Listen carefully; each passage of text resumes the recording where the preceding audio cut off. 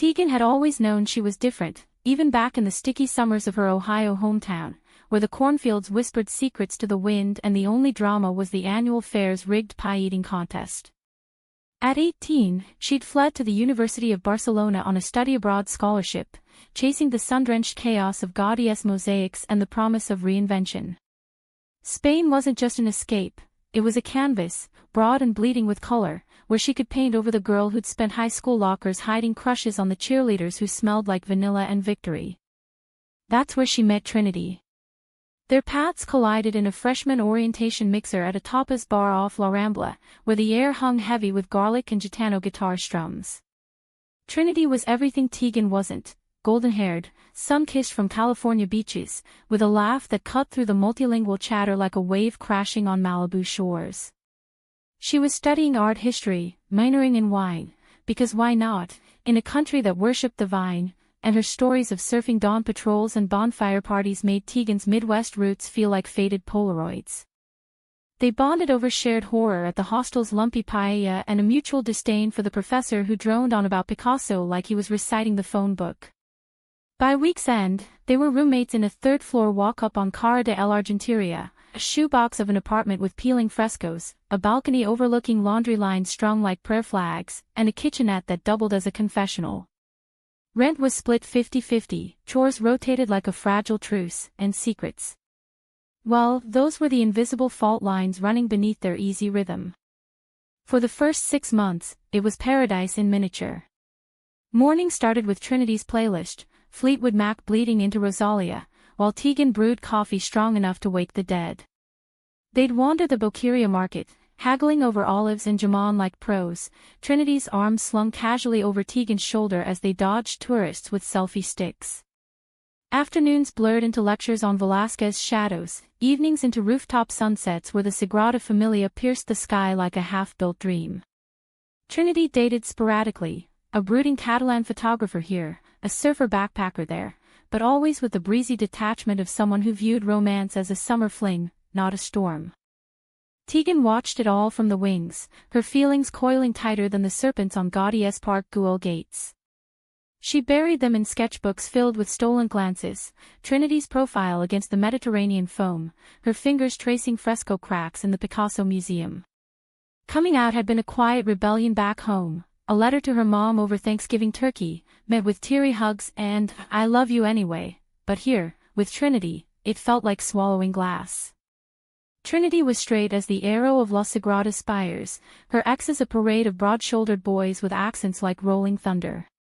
To confess would be to shatter their fragile world, the one place Tegan felt truly seen. But cracks formed, as they always do in sun-baked stone. It started with the letters from home. Tegan's mom, post-divorce and newly single, sent care packages laced with passive-aggressive notes. "Found someone yet? A nice girl from church has a son." Trinity would snort over them at breakfast, waving her fork like a scepter. "Your mom's got you pegged for the white picket fence, huh? Tell her you're too busy breaking hearts in Barcelona." Tegan would laugh it off, but each jab landed like a pebble in a pond, rippling wider. Then came Javier, the photographer. He was all cheekbones and Leica lenses, sweeping Trinity off to black and white shoots in Montserrat's monasteries. Tegan tagged along once, holding reflectors in the mountain mist, her stomach twisting as Trinity leaned into his frame, their laughter echoing off granite walls. That night, back in the apartment, Trinity crashed on the couch with wine breath and Javier's scarf around her neck. "He's intense, right? Like, soul-deep intense." Tegan nodded, throat tight, and retreated to her room, where the walls seemed to close in like the claustrophobic alleys of El Ravol. The hook came on a humid August evening, the kind where the air clings like a second skin. They'd just returned from a feria in Gracia, streets alive with paper lanterns and paella pots bubbling under stars. Trinity, tipsy on cava, had dragged Tegan into a sardana circle, their hands linking in the traditional dance, palms pressing warm and sure. For a heartbeat, the world narrowed to that touch, Trinity's fingers calloused from easel grips, her eyes sparkling under fairy lights. Tegan's pulse thundered, she imagined pulling her close, whispering the truth amid the castanets' clatter. But Javier called, his voice a velvet rumble through the phone, and Trinity melted away, leaving Tegan adrift in the crowd. Hours later, stumbling home through rain-slicked streets, Barcelona's sudden storms like emotional tempests, they burst into the apartment, soaked and shivering. Trinity peeled off her dress in the living room, heedless as always, hanging it over the balcony rail to dry. God, that dance was magic. You were glowing out there, Teague. Like you owned the night. Tegan, towel drying her hair, felt the damn crack. She dropped the towel, words tumbling out before she could reel them back. It's because of you. Every time I look at you, it's like that, magic, but it hurts. Trinity, I'm gay. And I'm in love with you. The room went still, save for the patter of rain on terracotta tiles. Trinity turned slowly, her sundress clutched like a shield, hazel eyes wide as the Mediterranean at dawn. What?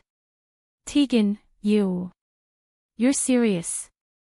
Her voice was a whisper, laced with the shock of a wave pulling back from shore.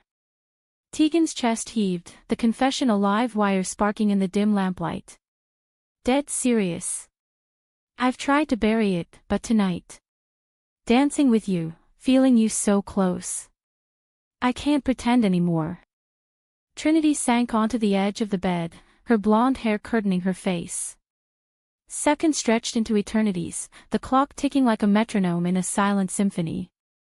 Then, she looked up, a strange glint in her eyes, curiosity. Fear. Something electric. Prove it, she said, the words hanging daring and dangerous. If it's real, show me.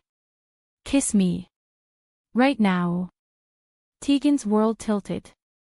The dare was a gauntlet thrown in the shadowed arena of their friendship, Barcelona's humid night pressing in through the open window. Heart pounding, she crossed the room in 3 steps, her hand trembling as it cupped Trinity's cheek. Their lips met, soft, tentative, tasting of salt rain and unspoken years. It was a spark to dry tinder, brief but blazing, pulling back only when Trinity gasped, her fingers lingering on Tegan's wrist. Holy shit, Trinity breathed, color flooding her cheeks. That. I don't know what that was. Tegan stepped back, the air between them charged like the moments before a thunderstorm over the Tibidabo hills. Truth, she whispered. That's what it was. They didn't speak after that.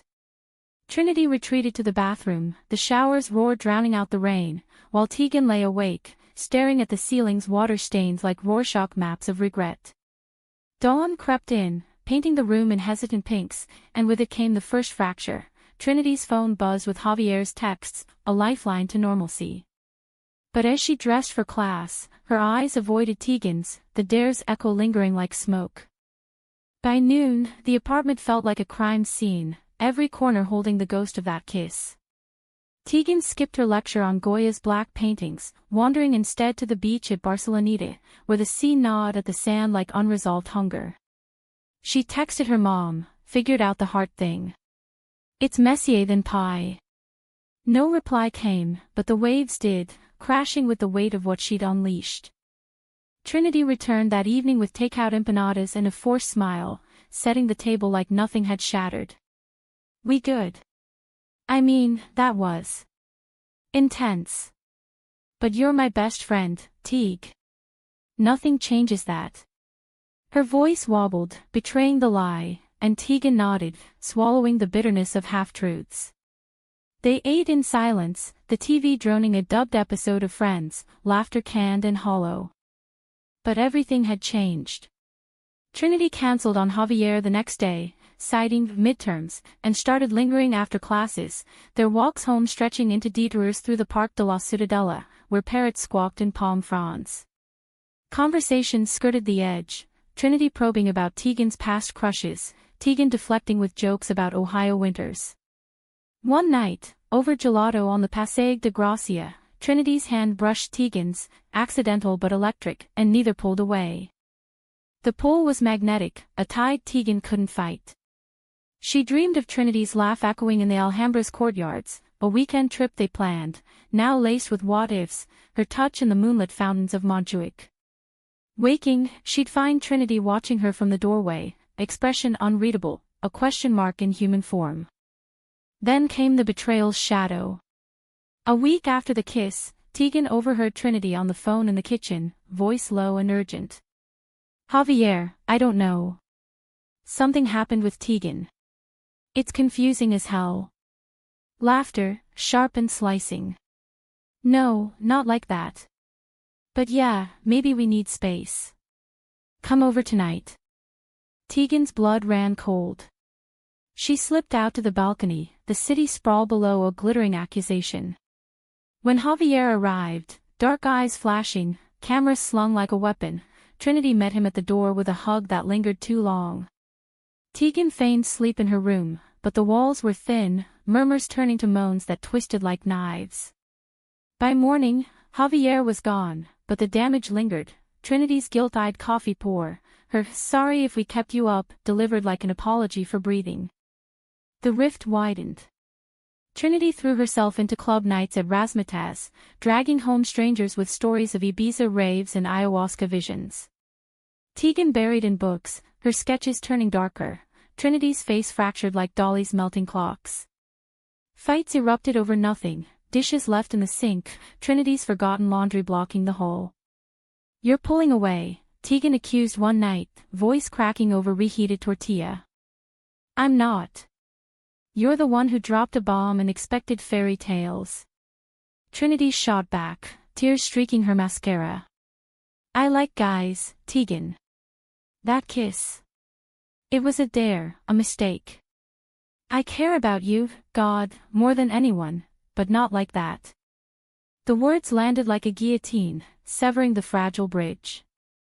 Tegan packed a bag that weekend, crashing with a classmate in Izample, the apartment's echo haunting her like a ghost tour. Barcelona, once a lover's embrace, now felt like exile, its fountains mocking her solitude, its streets alive with couples she envied. 2 weeks blurred into a haze of avoidance and ache, Barcelona's autumn crispness settling like a chill over Tegan's bones. She threw herself into her thesis on Frida Kahlo's self-portraits, finding solace in the artist's unyielding gaze, the way thorns crowned her heart without apology. Classes became her anchor, debates on surrealism's erotic undercurrents, field trips to the MNAC where El Greco's elongated figures mirrored her stretched-thin soul. But nights were war zones, spent scrolling Trinity's Instagram, filtered shots of her at wine tastings in Priorat, captions hashtagged "living my best life," with a masochistic fervor. Trinity reached out sporadically, a text about a missed rent payment, a voice note apologizing for being a dick. Tegan responded in monosyllables, building walls higher than the Batlow house's undulating facade. Yet the pull persisted, a gravitational force drawing her back. One drizzly Thursday, she caved, agreeing to meet at their old haunt, the tiny cafe on Placa Rail where palms rustled like conspirators. Trinity was already there, nursing a courte-à-deux, her blonde hair tucked under a beret that screamed affected artist. Up close, the changes hit hard, shadows under her eyes, a new piercing in her nose glinting like defiance. "You look like shit," Tegan said, sliding into the booth, the words a shield. Trinity's laugh was brittle, like autumn leaves underfoot. "Pot, kettle. Look, I miss you. This roommate thing. It's our thing. Can we try?" Tegan traced the cafe's scarred tabletop, memories flooding, spilled sangria stains from that first all-nighter cramming for exams. "Trying means honesty, Trin. You ran to Javier the second it got real. That wasn't a mistake, that was fear." Trinity's fingers drummed the saucer, a staccato rhythm. "Okay, fine. It scared me. I've never questioned things before. Growing up in Cali, it was surf, sun, and straight dudes. But you make me feel seen, Teague. Like, deeply. That kiss. It wasn't nothing. It was everything." The admission hung between them, fragile as spun sugar. Tegan's pulse quickened, hope flickering like the cafe's candle flames. They talked for hours, the rain a curtain sealing their bubble. Trinity confessed her own cracks, a high school fling with a girl at summer camp, dismissed as experimentation, the pressure from her dad's real estate empire to marry right. Tegan shared her fears, of rejection's echo chamber, of loving fiercely only to lose. By closing time, they were arm in arm strolling the Ramblas, the human statues frozen in Tegan's peripheral vision. At the apartment door, Trinity paused, key in hand. "Stay tonight. No expectations. Just us." Tegan nodded, the threshold crossing feeling like a vow. They cooked paella from a kit, laughing over charred rice, and watched before sunset on the laptop, Ethan's words about serendipity hitting too close. As credits rolled, Trinity's head found Tegan's shoulder, breath warm against her neck. No kiss, but the intimacy was deeper, fingers intertwined on the couch, silence as comfortable as old jeans. The thaw was tentative, a slow melt. Mornings regained rhythm, Trinity's playlists evolving to include Halsey and Japanese breakfast, Tegan's coffee runs extending to fresh churros from the bakery downstairs. They explored anew, a ferry to Sidges for its rainbow promenade, where hand-holding felt revolutionary, twilight picnics in the Labyrinth Park, Trinity's sketches of Tegan capturing her freckles like constellations. But drama loomed, as inevitable as siesta shadows lengthening. Javier resurfaced, not with jealousy but calculation, a group project pairing them for a photo essay on Barcelona's hidden queer history. Trinity hesitated, but Tegan pushed, "Go. Prove to yourself it's over." Yet doubt gnawed. Late nights, Trinity returned smelling of his cologne, stories laced with, "He's just a colleague." The conflict crested at a vernissage in Poblenou, an industrial chic gallery pulsing with electronica and Merlot. Tegan arrived late, weaving through crowds of berate intellectuals, spotting Trinity in a corner with Javier, his hand on her lower back, her smile too bright. Rage boiled, hot as gazpacho. Tegan confronted them by the tapas spread, voice low but laced with venom. "Classy, Trin. Using me as your queer awakening pit stop?" Trinity's face crumpled, Javier slinking away like smoke. "It's not, Tegan, wait." But Tegan stormed out, into the warehouse district's fog-shrouded streets, tears mingling with the chill. She ended up at the beach, waves lapping like accusations, phoning her mom at 3 a.m. Ohio time. "I thought she was different. Why does love always betray?" Her mom's voice, steady as Lake Erie's shore, cut through, "Because it's human, baby. But you're stronger than the hurt. Fight for truth, not fairy tales." Dawn found Tegan back at the apartment, pounding on the door until Trinity opened it, eyes red-rimmed, hair a wild halo. "I told him it's done," she blurted, pulling Tegan inside. "For real this time. That project. It was closure. Seeing you tonight. I realized I'm terrified, but I'm more terrified of losing you." They collapsed onto the bed, sobs sinking like a duet. Trinity's confession poured out, the camp kiss that haunted her, the straight girl armor cracked by Tegan's vulnerability. "I dared you because I wanted it, wanted you, to make it real for me too." Tegan held her, the room a cocoon of raw honesty, Barcelona's first light filtering through shutters like forgiveness. From there, the romance bloomed, cautious as spring crocuses in the Retiro knockoff that was Park del Ganardo. Dates were simple, bike rides along the Besos, stopping for horchata under olive trees, whispered poetry readings from Lorca in bed, Trinity's fingers tracing Tegan's collarbone like Braille love letters. Intimacy built in layers, shared baths scented with lavender from the market, slow dances in the kitchen to Nina Simone. Yet the drama's undercurrent simmered. Whispers from classmates, Trinity's going through a phase. A letter from Trinity's parents, forwarded with a check and a note, "Heard you're exploring. Come home for clarity." Trinity burned it in the sink, flames dancing like defiant fireflies, but the seed of doubt took root. The high point came mid-semester, a weekend escape to Costa Brava's coves. They hiked to a secluded beach near Tossa de Mar, the sea a sapphire expanse under cliffside pines. There, on a blanket spread with figs and manchego, Trinity knelt, a seashell in hand instead of a ring. "I'm all in, Tegan. No dares, no doubts. You're my horizon. Their kiss was salt-kissed and sure, the waves applauding. For 3 days, it was Eden, snorkeling in turquoise shallows, stargazing where the Milky Way spilled like spilled champagne. Tegan sketched them entwined against the tide pools, Trinity's laughter the soundtrack to her heart's rewrite. But paradise fractures. Back in Barcelona, Javier's betrayal struck, not with seduction, but sabotage.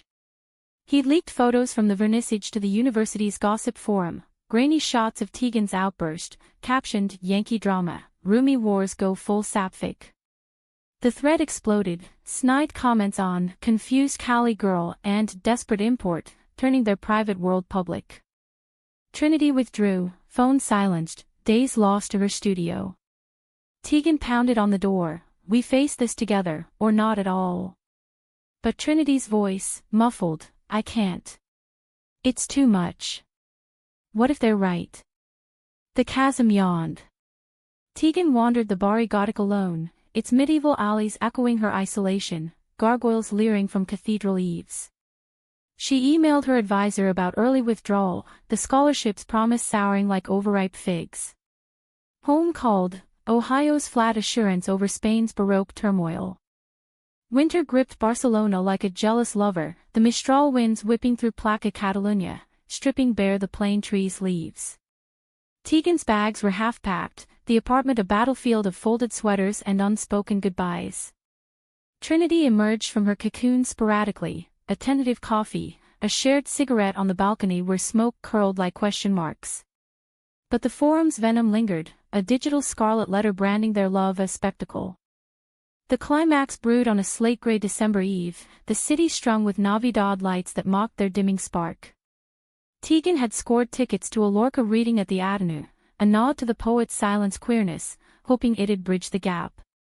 Trinity agreed, arriving in a wool coat that swallowed her frame, eyes shadowed like Goya's Saturn.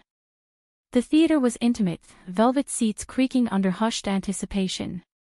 Lorca's words filled the space, the duende is here, the other, the invisible, his verses on love's green thorns piercing Tegan's chest. Midway, Trinity's hand found hers in the dark, squeezing with desperate fervor. Tegan turned, glimpsing tears on her cheek, illuminated by stage glow. Afterward, they walked wordless through the Bourne district, Christmas markets twinkling with marzipan moons and mulled wine scents. At a stall selling artisanal ornaments, tiny glass sagradas, Trinity stopped, selecting a pair of intertwined doves. For our tree, she murmured, the first crack in her armor. Back home, the tree, a scavenged pine from the curb, stood naked in the corner. They decorated in silence at first, baubles clinking like fragile truces. Then Trinity shattered, dropping to her knees amid tinsel, sobs racking her. I'm so sorry. The forum, Javier, he twisted it, but I let fear win. I betrayed us by hiding. Tegan knelt too, pulling her close, the pine's resin scent mingling with their salt. Betrayal's the shadow, Trin. But we're the light. Lorca didn't hide, neither should we. The floodgates opened. Trinity spilled it all, Javier's late-night DMs, not seduction but manipulation, she's using you for the scholarship drama, and her own spiral into doubt, amplified by parental voicemails preaching normalcy. Tegan confessed her packing, the flight booked for January, the ache of preempted loss. I love you enough to let go if it's chains. But Trinity's grip tightened, fierce as a riptide. Don't fight with me. For us. They kissed then, not as dare or desperation, but reclamation, deep, anchoring, the apartment's walls bearing witness. Resolution came in ripples. First, confrontation, Tegan and Trinity stormed Javier's studio, a loft in Poblenou reeking of darkroom chemicals. He smirked at first, like a dangling, but Trinity's voice, steel-wrapped vulnerability, unraveled him. You weaponized my confusion. Delete it. Apologize. He complied, the forum thread vanishing like mist, but the Real win was their united front, hands clasped as they left, Barcelona's street lamps haloing their resolve. Next, the world beyond, Trinity called home, speakerphone on, Tegan's hand in hers. "Mom, Dad, meet Tegan. She's why I'm staying." Gasps, questions, then her mother's tentative, "As long as she makes you happy, Mija." Tegan's mom followed, a video chat over eggnog, toasting to messy truths and stronger hearts. The semester's end brought catharsis. Their theses intertwined, Tegan's on Kahlo's Dualities, Trinity's photo series, Shadows of the Self, featuring Tegan in Barcelona's liminal spaces, mirrored in puddles, silhouetted against the W Hotel's sail. The defense was a triumph, professors nodding at themes of identity's fluidity, classmates whispering approval instead of scorn. Spring unfurled like a fan, Barcelona reborn in jacaranda blooms and festival drums. They extended leases, the apartment evolving, a larger bed, walls papered with their joint Polaroids, kisses in Kodaks, hikes in Calcerola. Love deepened in the quotidian, Trinity's head in Tegan's lap during siestas, Tegan's sketches animating Trinity's canvases. Yet humanity's thread wove through the romance's warp. Tegan grappled with visibility's cost, stares on the metro, a heckler's slur near the lycée, learning resilience in solidarity. Trinity confronted her bisexuality, joining a queer book club at the Ateneu, her essays for a Cali-lit mag exploring the dare that dared me back. The story's arc crested on their one-year mark, atop Tibidabo carousel under amusement park lights, the city sprawling below like a lover's map. Trinity, with a velvet box containing matching silver rings, simple bands etched with duende, slid one onto Tegan's finger. Not forever yet, but for now. For all the nows. Tegan's yes was a vow, sealed with a kiss as the carousel spun, Barcelona's lights blurring into stars. No grand tragedy, but a quiet victory, two women, forged in confession's fire, choosing each other amid life's inexorable tides.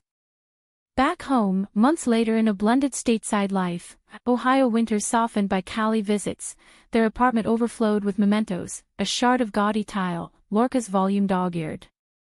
Tegan taught high school art, channeling her fire into young dreamers, Trinity curated exhibits, her lens capturing love's myriad faces.